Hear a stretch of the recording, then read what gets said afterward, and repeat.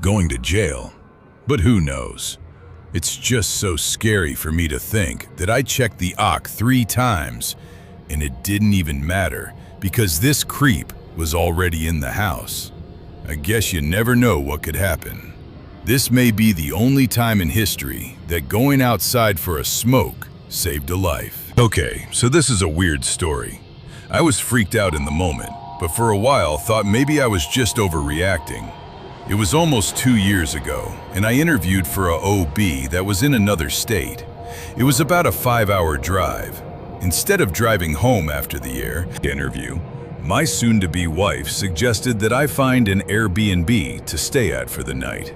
I'm hopeless when it comes to apps like this, and I have no idea how to find a good place.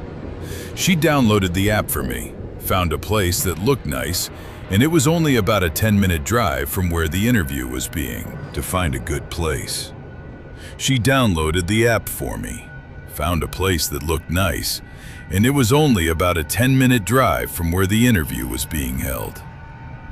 I booked the spot and got myself ready for the interview. The guy who owned the house was really nice. I was messaging him about why I was coming.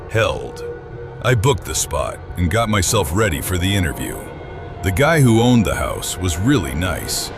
I was messaging him about why I was coming down, and he told me that if one wanted to, I could get into the house early that day so I could get myself ready and prepared for the interview instead of driving for 5 hours and then going straight into the interview.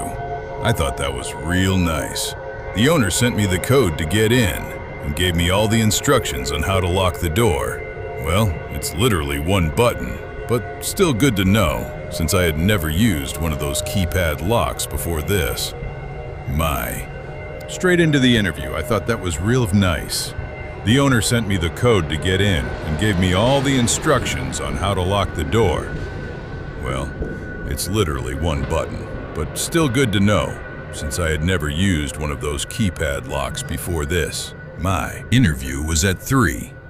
I had more than enough time to shower and get myself mentally prepared for the interview. When plugged in the interview address into the GPS, it said 9 minutes. So, I planned on giving myself at least 30 minutes in case got lost or hit traffic. After the interview, I grabbed some tacos and went back to the house. I know all these places are cleaned out. Still find it weird to sleep in someone else's bed. I'm just weird like that. It's why I don't travel a lot. Or go on vacation. I planned on sleeping on the couch and heading out first thing in the morning. The living room was cozy. It had a big, fluffy, wraparound couch that was in front of a fireplace. Above the fireplace was a huge TV. Just to sweeten the deal, the room also had surround sound. I was perfectly content just staying in this room all night and watching movies until I dozed off and went to bed. Around 11 o'clock that night, grabbed a blanket from one of the beds, and I threw on Avengers Endgame. It was only about 15 minutes into the movie when I started to fall asleep. That sleep didn't last very long, as I was awoken by the sound of the doorbell.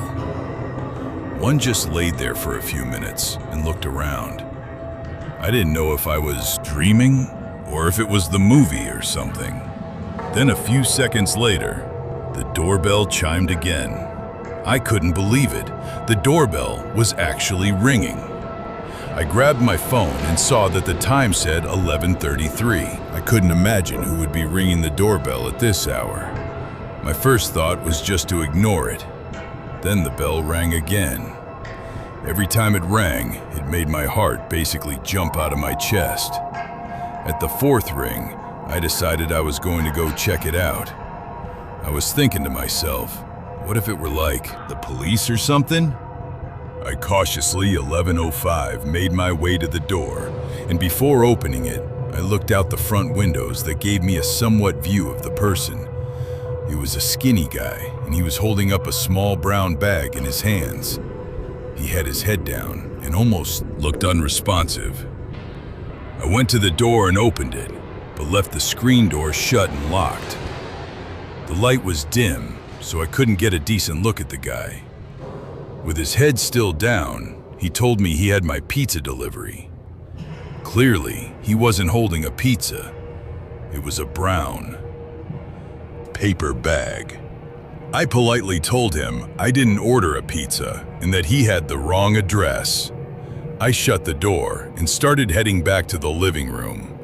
The doorbell rang again. I marched back to the front door and opened it.